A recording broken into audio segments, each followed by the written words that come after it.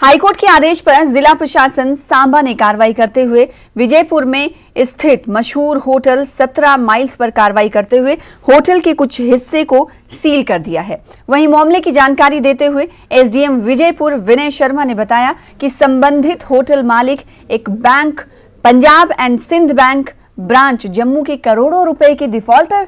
चलते आ रहे थे, जो बैंक की रकम अदा करने में देरी कर रहे थे, जिसके चलते सांबा प्रशासन ने कार्रवाई करते हुए होटल के एक हिस्से को सील कर दिया है। ये जो पूरी कार्रवाई हुई है, honourable high court of Jammu and Kashmir and Ladakh का एक डिसीजन आया है रिट पिटिशन 509/2021 का, जिसमें कि डिप्टी कमिश्नर सांबा को डायरेक्शंस दी गई कि अगर बैंक उनको अप्रोच करता है तो क्योंकि ये जो प्रॉपर्टी है ये प्रॉपर्टी लोन की वजह से डिफ़ॉल्ट हो चुकी है और ये हैंडओवर करने के लिए पोजीशन हैंडओवर करने के लिए कहा गया। तो उसी सिलसिले में